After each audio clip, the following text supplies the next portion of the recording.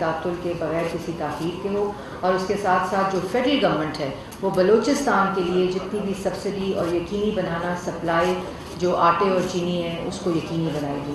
تو یہ پاکستان کی عوام کے لیے ایک رمضان کے مہینے میں ایک ریلیف ہے، اور اس کی مانیٹرنگ جو ہے وہ چیف سیکرٹری صوبے تو کر ہی رہے ہیں، صوبے اپنی اپنی سطح کے اوپر، لیکن اس کی جو اوور آل مانیٹرنگ ہے وہ وزیر اعظم شہباز شریف صاحب خود کر رہے ہیں. اس کے ساتھ ساتھ انہوں نے ہدایت جاری کی ہے کہ صوبائی لیول پہ بھی اور فیڈرل لیول کے اوپر بھی مانیٹرنگ پرائس میکنزم کی کمیٹیز بن چکی ہیں، اور ان کی وہ ہر 2 دن کے بعد خود بریفنگ لیں گے، اور جو یہ ریلیف ہے اس کا پورا جو فائدہ ٹرانسفر ہوگا وہ پاکستان کی عوام کو جہاں یہ نہیں ڈائریکٹ سبسڈی کا ان کو فائدہ ہوگا، وہاں جو بھی لوگ اس میں ملوث ہوں گے ان کا پوری طرح ان کے خلاف کارروائی کی جائے گی تاکہ اس کا زیادہ سے زیادہ فائدہ پاکستان کی عوام حاصل کر سکے.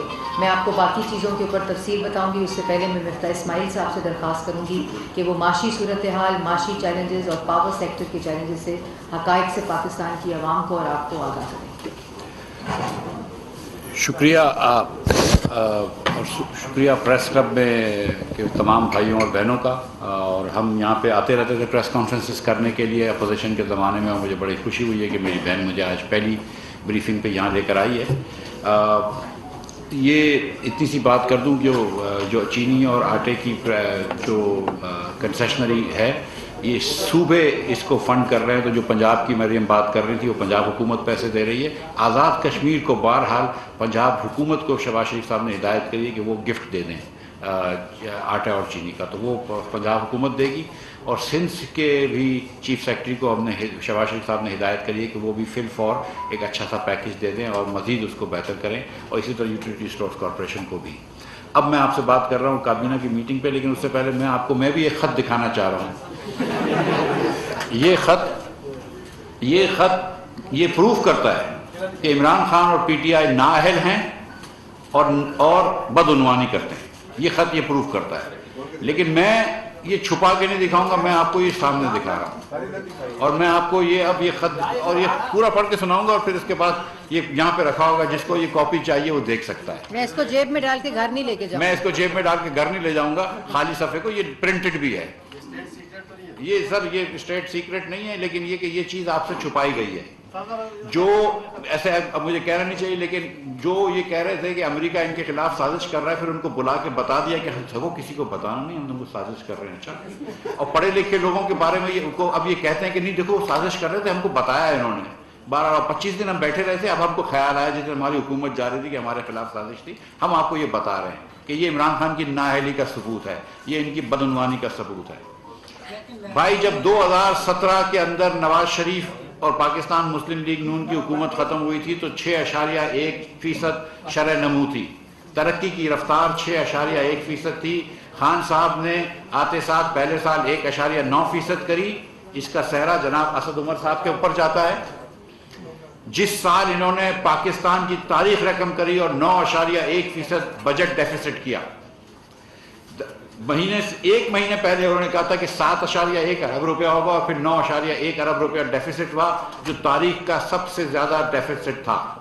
آج اسد عمر صاحب یہ بتا رہے ہیں ہم کو کہ معیشت اچھی ہے یا بری ہے، تو اسد عمر صاحب کو ذرا سوچنا چاہیے کہ ان کے ایک سال میں جب ان کے وزیر اعظم نے ان کو نکالا تھا تو بجٹ ڈیفیسٹ کیا تھا 9.1%، اور شرح نمو ہو گئی تھی 1.9%.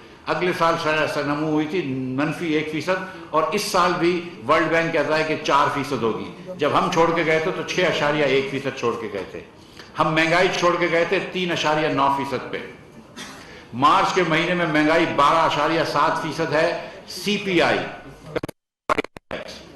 اگر میں ایس پی آئی دیکھوں، سینسٹیو پرائس انڈیکس، یہ 51 وہ چیزیں ہوتی ہیں جو اشیاء خرد و نوش ہوتی ہیں جو ہمارے لیے ضروری ہے زندہ رہنے کے لیے. اس میں اس وقت مہنگائی 17.3% ہے. اور پاکستان کی تاریخ کو آپ جا کے دیکھ لیں کہ ہمیشہ اربن ایریاز میں، شہری علاقوں میں تھوڑی سی کھانے پینے کی چیزیں مہنگی زیادہ ہوتی تھی بنسبت دیہی علاقوں میں. خان صاحب نے اس کو بھی الٹ کر دیا اور اب دیہی علاقوں کی مہنگائی زیادہ ہو گئی ہے. اور فوڈ انفلیشن 2.3% پہ ہم چھوڑ کے گئے تھے، 2.3% پہ وہ بھی اس سال میں 10.2% ہو گیا، اور اس مارچ کے مہینے میں 14% ہے. تو یہ خان صاحب کر کے گئے. فسکل ڈیفیسٹ کی بات کرتے ہیں, بجٹ ڈیفیسٹ کی بات کرتے ہیں. بجٹ ڈیفیسٹ ہمارا مسلم لیگ نون کے 5 سالوں میں 1600 ارب روپے تھا اوسط بجٹ ڈیفیسٹ. صرف اس سال مسلم یہ عمران خان کا بجٹ ڈیفیسٹ 5600 ارب روپیہ ہو رہا ہے. انہوں نے تخمینہ کیا تھا IMF سے, وہ وعدے وعید کیے تھے کہ 3990 ارب روپے ہوگا, لیکن اب ہو رہا ہے 5600 ارب روپے. یہ معیشت مجھے وہ دے کے گئے جس کے اندر میں کوشش کروں گا اس کو کم کرنے کی, لیکن اس وقت ٹو بی ایگزیکٹ 5575 ارب روپے کا ڈیفیسٹ لے کے چھوڑ کے جا رہے ہیں. اس کے بعد ٹیکس کلیکشن دیکھ لیجئے تو جہاں ہم 11.1% پہ چھوڑ کے گئے تھے وہ 9.1% پہ آ گئے ہیں. ہم نے قرض جب چھوڑا تھا تو قرض اس وقت 24,952.9 ارب روپے تھا. آج نہیں سوری دسمبر 31 کو 42,745 ارب روپے, اور ان 3.25 سالوں میں اگر آج تک گنوں تو خان صاحب نے 20,000 ارب روپے سے زیادہ قرض لیا ہے 3.25 سال میں. اب اس کو کمپیئر کریں کہ 71 سالوں میں پہلے وزیر اعظم تھے پاکستان کے شہید لیاقت علی خان, ان سے لے کر تمام الیکٹڈ وزیر اعظم کے بعد جو کیئر ٹیکر وزیر اعظم آئے تھے ناصر الملک صاحب, ان کی تمام حکومتوں نے جو قرض لیا تھا وہ 25,000 ارب تھا 71 سالوں میں, اور عمران خان نے اکیلے نے 3.25 سالوں میں 20,000 ارب روپے کا قرض لیا ہے, اور پھر بھاشن بھی دیتے ہیں کہ قرض کم ہونا چاہیے. اس کے بعد سالانہ ایوریج کیا ہے کہ مسلم لیگ نون 2,000 ارب روپے قرض لیتی تھی سالانہ, اور اس کے اندر ہم نے 11,300 میگا واٹ پاور پلانٹ لگا کے چلایا, اور اس کے علاوہ 12-13 ہزار میگا واٹ اور لگا.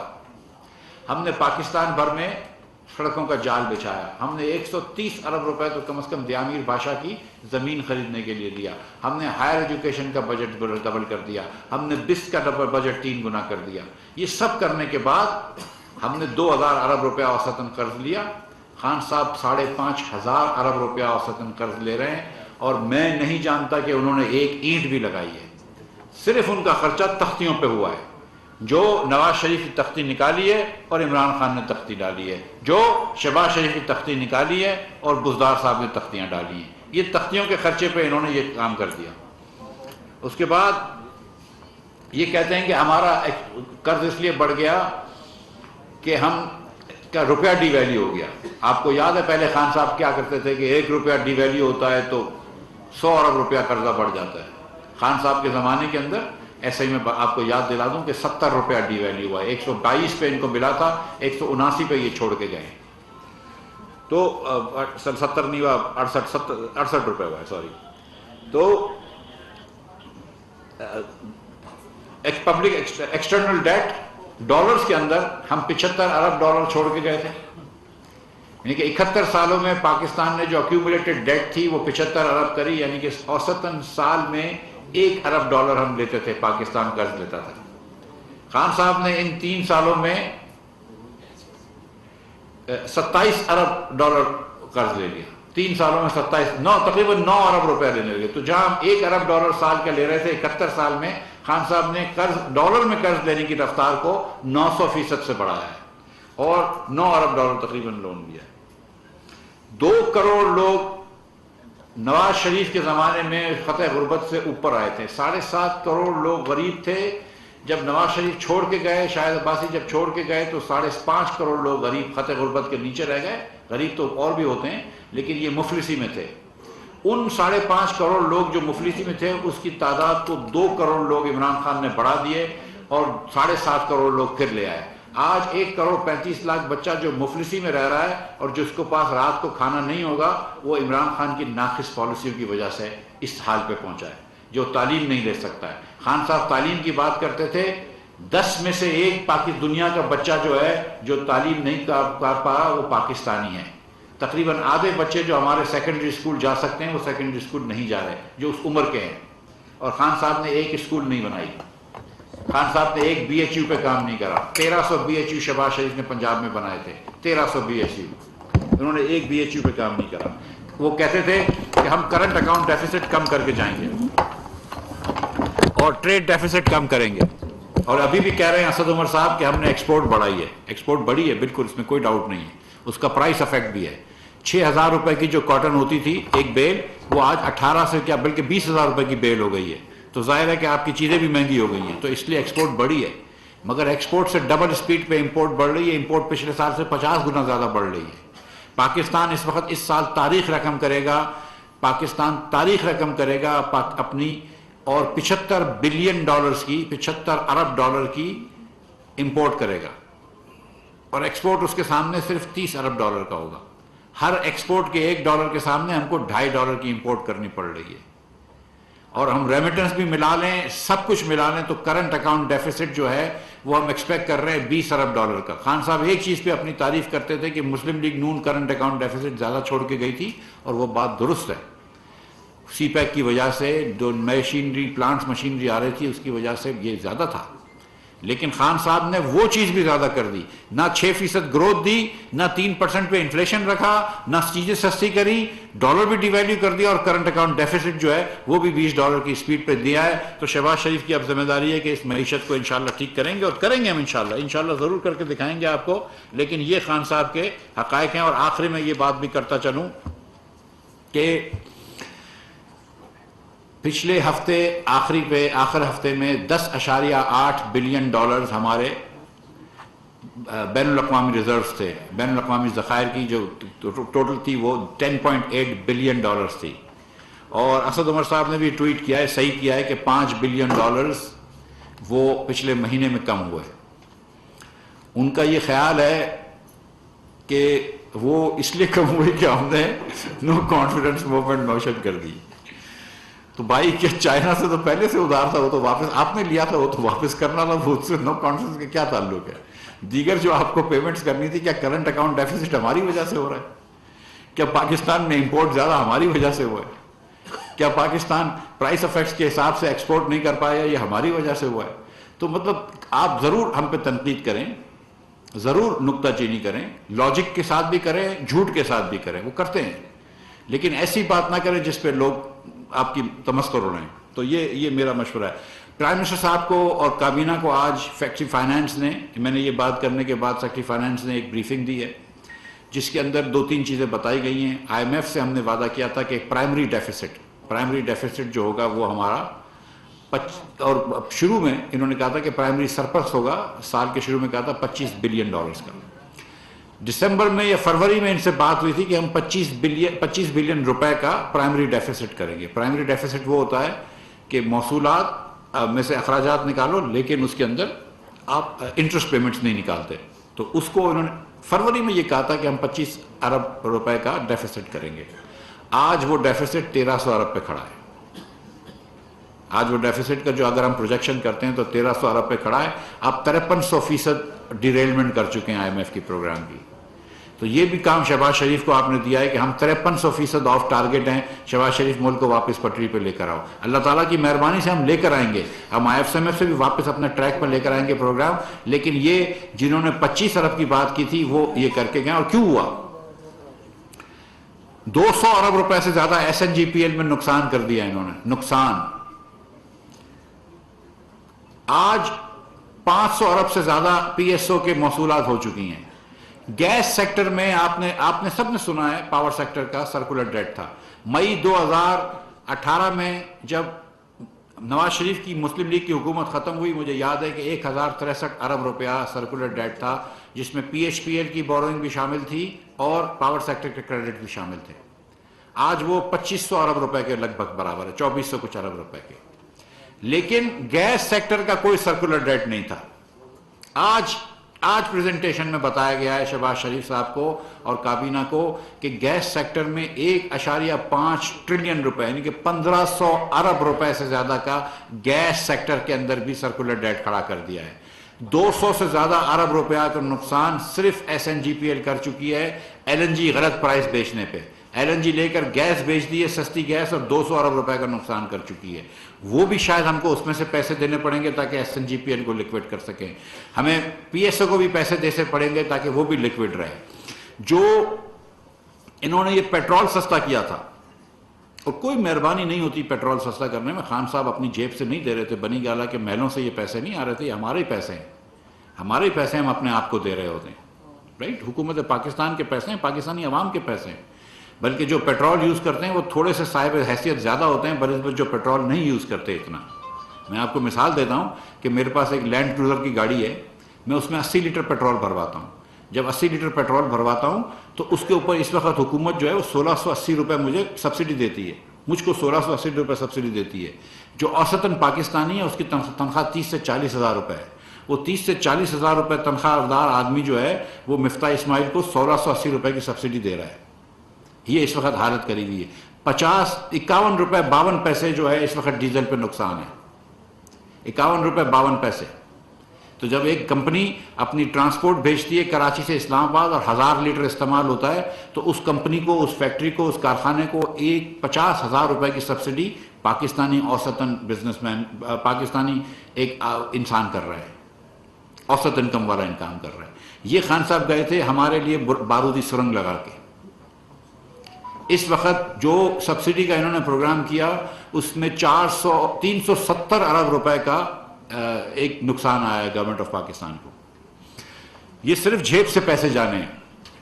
آئل پہ اور ڈیزل پہ اور پیٹرول پہ کچھ ٹیکسز ہوتے تھے، وہ ٹیکسز بھی آپ نے نہیں لیے اور آپ نے پھر جیب سے بھی دیا ہے.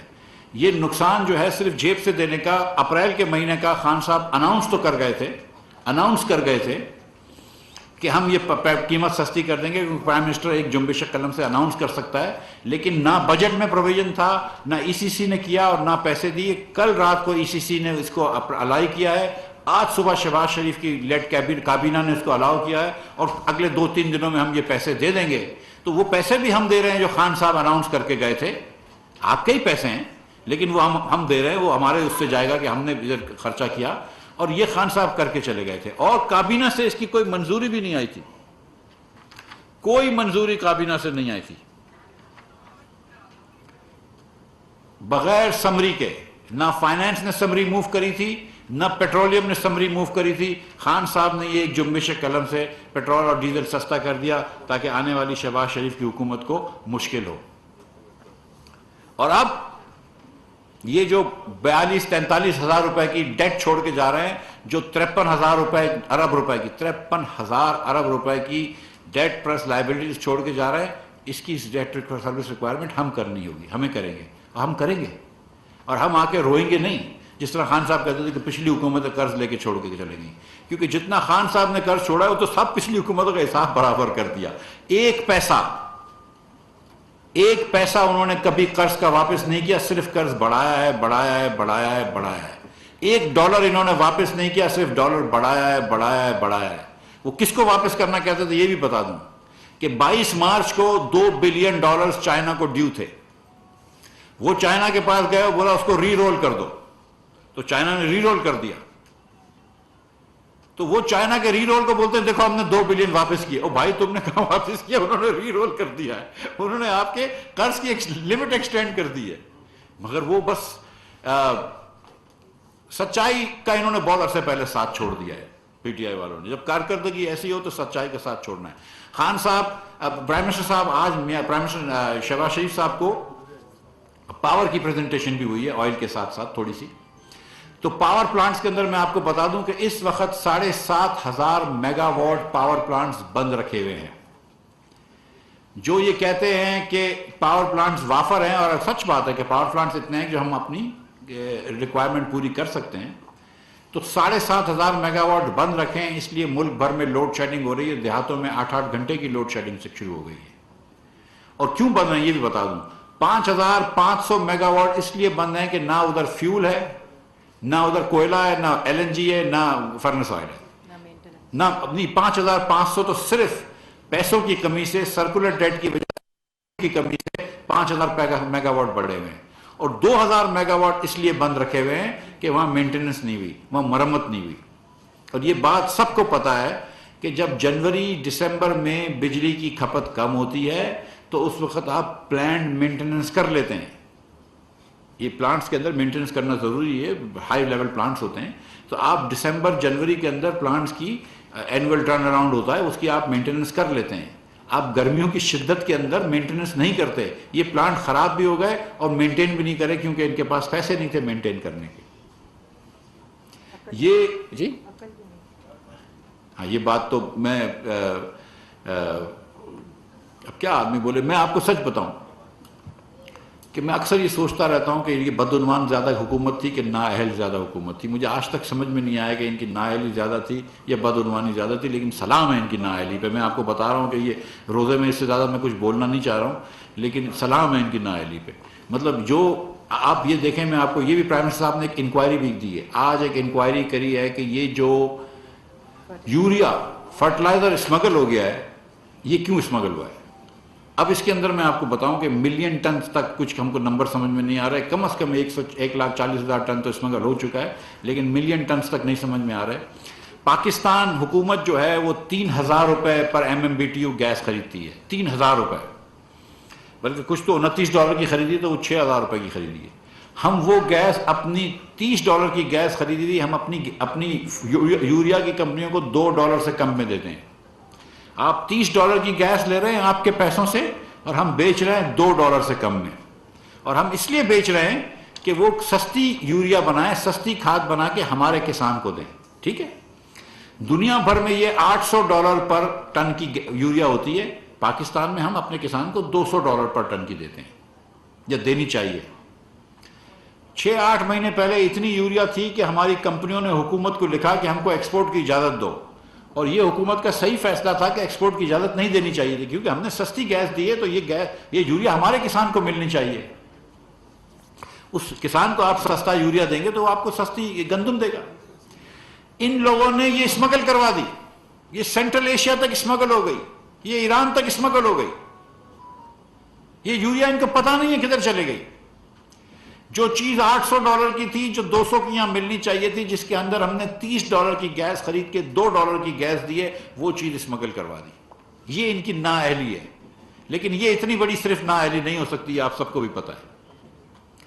تو پرائم منسٹر صاحب نے آج حکم دیا ہے کہ انشاءاللہ تعالیٰ ایک فل فور کمیشن بنائیں گے اور اس کی انکوائری کریں گے, اور اس کی انکوائری کمیشن کی رپورٹ بھی آپ کے سامنے رکھیں گے کہ کس کس نے بدعنوانی کری ہے, کس کس نے نااہلی کری. اور یہ پہلی مرتبہ نہیں ہوا ہے. پچھلے سال گندم ایکسپورٹ کروا دیا انہوں نے, اسمگل کروا دیا پاکستانی گندم, اور یہ FIA کی رپورٹ میں آ چکا ہے, اس زمانے کی FIA کی رپورٹ میں آ چکا ہے کہ ان چکیوں کو گندم دیا ہے جو چلتی نہیں ہے, جن کو 1,000 ٹن 2,000 ٹن گندم دے دیا آپ نے, جو کبھی چلی نہیں ہے, جن کا بجلی کا بل 0 تھا, اور وہ صرف گندم لیا اور انہوں نے بارڈر کے پار بھیج دیا ہے. ہم یہاں پہ سستی کھاد دیتے ہیں, سستا پانی دیتے ہیں ہمارے کسان کو, تاکہ وہ بیچارہ ہم کو سستا گندم دے سکے. وہ سستا گندم دیتا ہے, آپ اس کو اسمگل کروا دیتے ہیں. ہمارے کسان کو بھی نہ فائدہ ہوا, نہ ہمارے صارف کو فائدہ ہوا, پاکستان گھاٹے میں رہ گیا. اس لیے یہ حکومت اس نیچ پہ آئی ہے کہ آج رات کو مجھے IMF جانا پڑے گا, اور وہ پروگرام جو شوکت ترین صاحب اور عمران خان صاحب IMF سے نیگوشیٹ کر کے آئے تھے مگر پھر مکر گئے, اور اپنے جاتے جاتے عمران خان صاحب نے, اور مجھے پتا ہے کہ اس میں سچی بات یہ ہے کہ شوکت ترین صاحب کا اس میں ہاتھ نہیں تھا, جاتے جاتے عمران خان صاحب نے اپنے ایک دوستوں کو ایک اور ایمنسٹی دے دی. آپ یاد ہے کتنی ایمنسٹی کے خلاف ہوتے تھے, ایک جاتے جاتے ایک اور ایمنسٹی بھی دے کے چلے گئے, اور بھی بڑے تحفے تحائف بانٹ کے چلے گئے. تو وہ آج مجھے IMF جانا ہے اور ان کے پاس جاؤں گا, اور انشاءاللہ تعالیٰ یہ بحال کروائیں گے. ہم پرائم منسٹر صاحب نے مجھے جو حکم دیے ہیں کہ ہم لوگوں کے اوپر کم سے کم بوجھ ڈالیں انشاءاللہ, اور کوئی طریقہ ایسا نکالیں کہ IMF کا پروگرام بحال ہو جائے, جس سے انشاءاللہ تعالیٰ, اور میں یہ سمجھتا ہوں سچی بات ہے کہ اس وقت 1-2 دن سے جو روپیہ ڈی ویلیو ہو رہا ہے, اس کی کوئی ضرورت نہیں ہے. مارکیٹ کے ایسے کوئی فنڈامنٹلز نہیں ہے. میں بہت ہی زیادہ کانفیڈنٹ ہوں, مجھے بڑا یقین ہے اللہ تعالیٰ کی ذات سے, اللہ تعالیٰ کا فضل ہوگا انشاءاللہ تعالیٰ. تو ہم IMF سے یہ پروگرام بحال کریں گے. جو حکومت کو اپنا پٹھا کسنا ہوگا, بیلٹ ٹائٹننگ کرنی ہوگی, حکومت میں کریں گے. جہاں پہ کچھ PhD وغیرہ کے اندر کمی کرنی ہوگی وہ کریں گے, لیکن IMF سے پروگرام بحال کریں گے. بجٹ ڈسپلن واپس لے کر آئیں گے انشاءاللہ. ایک بہتر بجٹ آپ کو دیں گے, عوام دوست بجٹ بھی دیں گے, ترقی دوست بجٹ بھی دیں گے, لیکن اس سے انشاءاللہ تعالیٰ ذرائع مبادلہ کے ذخائر بڑھیں گے. تو مجھے اللہ کی ذات سے امید لگتی ہے کہ اب روپیہ جو ہے وہ مزید سلائڈ نہیں ہوگا انشاءاللہ, روپیہ مستحکم رہے گا, اور ساتھ ساتھ مجھے یہ بھی امید ہے اللہ تعالیٰ کی ذات سے کہ پاکستانی مارکیٹوں کے اندر بھی اچھائی آئے گی. اور اب آپ دیکھیے گا کہ جو بیٹر مینجمنٹ سے ہم کر سکتے ہیں وہ کریں گے. انفلیشن کو بھی انشاءاللہ کم کریں گے ہم روپے کو کنٹرول کرنے کے ساتھ ساتھ. تو انشاءاللہ تعالیٰ اور یہ شہباز شریف کیونکہ بہتر ایڈمنسٹریشن دکھائیں گے تو یہ سب چیزیں اچھی ہو جائیں گی اور انشاءاللہ یہ آرگینکلی اچھی ہو جائیں گی. بہت شکریہ. ایک منٹ 2 ایجنڈا آئٹمز رہتے ہیں.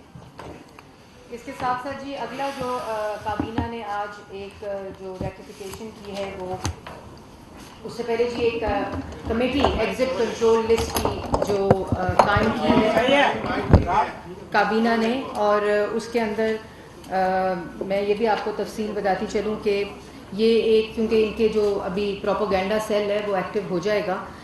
جو پچھلی کمیٹی تھی وہ 22 دسمبر 2020 کو بنائی گئی اور اس کے اندر خاص طور پر شہزاد اکبر صاحب جن کو لایا گیا اور ان کو پرائم منسٹر اکاؤنٹیبلٹی کا اور ایسٹ کا بنایا گیا مشیر اور پتہ نہیں وزیر, اور ویسے وہ وزیر اعظم خود تھے کیونکہ وہ تمام ان کے احکامات کے اوپر عمل کرتے تھے.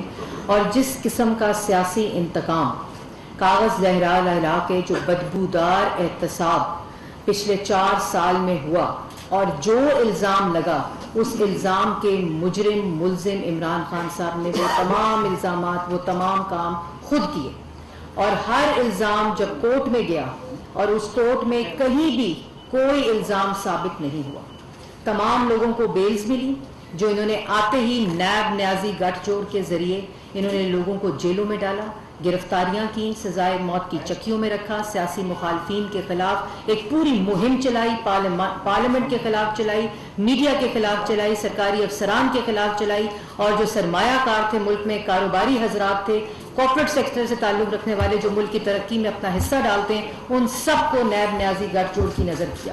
اور یہ وہی ایگزٹ کنٹرول لسٹ کی کمیٹی ہے جو 22 دسمبر 2020 کو اس کام کے لیے بنائی گئی, خاص طور پہ اس مقصد کے لیے بنائی گئی. کبھی واچ لسٹ کا سہارا لیا گیا, کبھی سٹاپ لسٹ کا سہارا لیا گیا, کبھی ECL کا سہارا لیا گیا. اور ECL ایک کابینہ کے ذریعے ایک پورا پروسیس ہے, لیکن سٹاپ لسٹ واچ لسٹ صرف عمران خان صاحب کے حکم پر چلتی رہی. نام آتے رہے, نام جاتے رہے, اس کے پیچھے صرف عمران خان صاحب کا حکم تھا. اسی طرح یہ ایک اس پورے کو ریویو کرنے کے لیے, اس پوری کی اوور ہالنگ کرنے کے لیے کہ آئندہ اس قانون کو استعمال کرتے ہوئے کوئی سیاسی مخالفین کے خلاف اس کو استعمال نہ کرے, کوئی ان لوگوں کے خلاف استعمال نہ کرے جن بے گناہوں کو انہوں نے جیلوں میں ڈالا, چاہے وہ کاروباری حضرات ہوں, چاہے وہ سرکاری افسران ہوں. اور اس نیب کے خوف کی وجہ سے ایک بریفنگ ہمیں پاور سیکٹر نے دی وزیر اعظم کو, اور وہاں ایک سینئر افسر نے خود کہا جب یہ تمام اعداد و شمار جو بھی مفتاح اسماعیل صاحب نے آپ کو بتائے ہیں کہ 27 پاور پلانٹس بند پڑے ہیں, 5,500 ایندھن نہ ہونے کی وجہ سے, فیول نہ ہونے کی وجہ سے, باقی 2,500 مینٹیننس کی وجہ سے, تو وزیر اعظم نے سوال کیا کہ کیا کر رہے تھے آپ لوگ, کیا کام کر رہے تھے؟ تو انہوں نے کہا ایک ہی جملہ تھا, انہوں نے کہا نیب کے خوف سے ہم نے 4 سال کوئی کام نہیں کیا. اور اس وجہ سے جو پاکستان کی عوام کا نقصان ہوا, جس کا خمیازہ آج آپ لوگ ہم لوگ بھگت رہے ہیں, تو وہ تو کیا ہے, کورٹوں سے آرڈر لے رہے ہیں کہ ہمیں سٹاپ لسٹ سے نکالا جائے. وہی سٹاپ لسٹ جو ان کے ہاتھوں کی بنائی ہوئی تھی, یہ مقافات عمل ہے. وہی واچ لسٹ جو ان کے ہاتھوں کی بنائی ہوئی تھی, وہی ECL جس پہ انہوں نے سیاسی مخالفین کو ڈالا, اور اس کے اندر جو انہوں نے ممبرشپ کی. لیکن اب ایک ٹرانسپیرنٹ کمیٹی بنائی گئی ہے, اور آپ کو جس طرح پتہ ہے کہ اعظم نذیر طاہر صاحب جو منسٹر فار لا ہیں اس کو چیئر کریں گے, اور اس کے اندر سید نوید قمر صاحب منسٹر فار کامرس ہیں, mister Asad Mahmood minister for communication, Sardar Ayaz صادق جو ابھی ان کا پورٹ فولیو ڈیسائیڈ ہونا ہے, آج اس کی بھی نوٹیفیکیشن ہو جائے گی, وہ اس کے اندر موجود ہیں, جو اس کے رول ٹرمز آف ریفرنس بن گئے ہیں, جو ECL کے رولز اور قانون کی ایک پوری اوور آل ریویو کر کے کیبنٹ کو پیش کریں گے, اور کہاں کہاں اس قانون کو استعمال کیا جاتا رہا اس کے اوپر پوری ایک بریفنگ دیں گے. یہ ایجنڈا آئٹم بھی آج ہوا ہے, اور میرے خیال میں ایک بہت ہی جلد 3 دنوں کے اندر اندر اس کمیٹی کو کابینہ کو رپورٹ دینے کا کہا گیا ہے. اور ایک اور چیز جو ہے وہ پوسٹنگ ہے, appointment of director general FIA. جس طرح پہلے نیب کو استعمال کیا گیا, اس کے بعد ایسٹ ریکوری یونٹ کو استعمال کیا گیا. جب نیب کے اندر سے کچھ نئی چیز ملی, کوئی کسی قسم کی کوئی مس یوز آف اتھارٹی, جو یہ الزام لگاتے رہے، کرپشن کا الزام، جو کہ سارے الزام ان پر لگتے ہیں، اگر یہ ای سی ایل پہ نام آنا چاہیے، سٹاپ لسٹ پہ آنا چاہیے، اور اگر واچ لسٹ پہ آنا چاہیے تو پوری کی پوری کابینہ جو پچھلی حکومت کی تھی آج ای سی ایل پہ ہونی چاہیے تھی، جو بریف کیس اٹھا کر کورٹوں سے آرڈر لے کر اپنی وطن واپسی کی تیاریاں کر رہے ہیں۔ تو اس میں اور اس کے بعد جب کچھ نہیں ملا تو ایف آئی اے کو استعمال کیا۔